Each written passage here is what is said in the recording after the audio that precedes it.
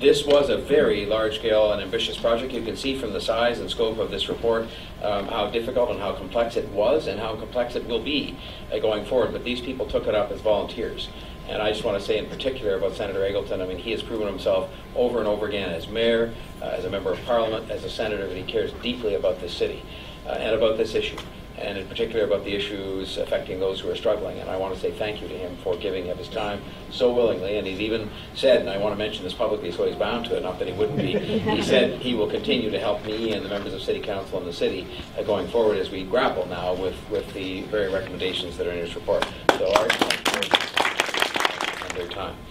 As I said earlier on, the moment I took office, and again as somebody who's been an observer of the Toronto scene, a resident of Toronto, it was obvious that there is a problem, there has been a problem, and there continues to be a problem, a pretty fundamental problem. The model as it stands is not working, and it hasn't been for some time.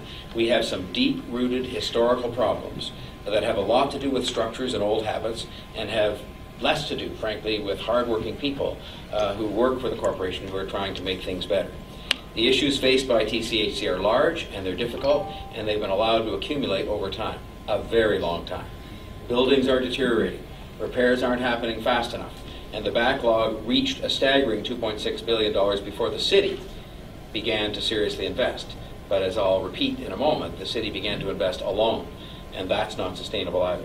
That is why I will accept and get behind most of the recommendations in this report, which will, when implemented, result in significant change. We must take care of the 110,000 families who call TCH buildings their home. We have to find a better way. That is why this task force was convened and directed to look for bold solutions. And it is why we will act as a result of their efforts and their recommendations. In all of our consideration, we asked ourselves on all of our recommendations, how does this improve the living conditions of the residents of TCHC? How does this give them more self-determination? How does this get them better involved in the day-to-day management of their facilities? And our recommendations, if you look at the cross-section of them together, can accomplish that. We create a more customer service culture. We need to do that. We've got an organization which combines both development, has different kinds of expertise in one area and different kinds of expertise in the area of actually managing social housing. We need to have a very complete focus on the operations end of this portfolio on a customer service orientation.